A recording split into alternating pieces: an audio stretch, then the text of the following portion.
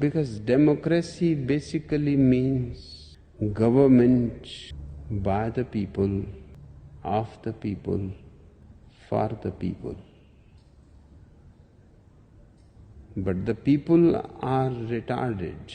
In America, we are taught that democracy is the best thing to ever happen to the world since the invention of the wheel. We are taught that democracy is the system for the people. We are taught that if we want freedom, democracy is the answer. However, this narrative is completely false. So what is wrong with it? First, we need to go over the flaws of democracy. Number 1, it presupposes the majority opinion is the correct opinion, which is a pretty dangerous idea. The majority of people in the South thought slavery was moral back before the Civil War. Obviously, we can all agree that that was a terrible opinion, but it was the majority opinion. Before the gay rights activists, the majority of people thought being gay was a mental disorder, and now we see that as false. You see, more and more individuals can believe a certain way. However, the number of individuals who believe that opinion does not determine its validity. Number 2, and this is the major one, tyranny of the majority. Now you may or may not have heard of this critique, but I will give my best explanation of it. In democracy, it by definition is a government that is controlled by the people. You often hear, "We are the government." But this makes no sense. If that were the case, then the German guys in the 1930s and 40s did not murder the Jews. They simply committed suicide since they were a part of the government.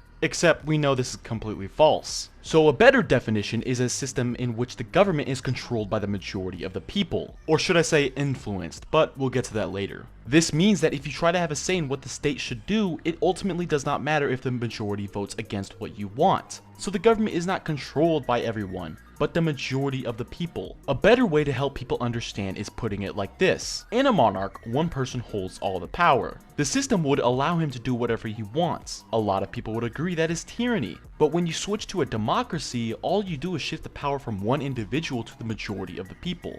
The tyranny is still there. It's just more people have a say in this tyranny. Now, why is this the problem? Well, if the majority wanted to kill the minority, technically democracy allows that. Now, a lot of people might say that this system might have a constitution in place to make sure people's rights are not infringed on. Except you have to realize that the constitution will not protect you in cases where the majority are against it. The constitution is literally just a piece of paper stating rules. That's it. It will not protect you at all. For example, the Second Amendment was meant to keep a power balance between the state and the citizens. Except over time, people who are anti-gun have been trying so hard to change it. From the wording of the Second Amendment to trying to change the definition of what a firearm means. And slowly over time, the right to bear arms is being infringed on. In democracy, if the majority wants something, it will happen. The worst part about it is even if you do not want to participate, even if you do not want to be a part of the government, it will still be shoved down your throat. Which I guess that is in every kind of system, but it just adds insult to injury by saying you have a say in it.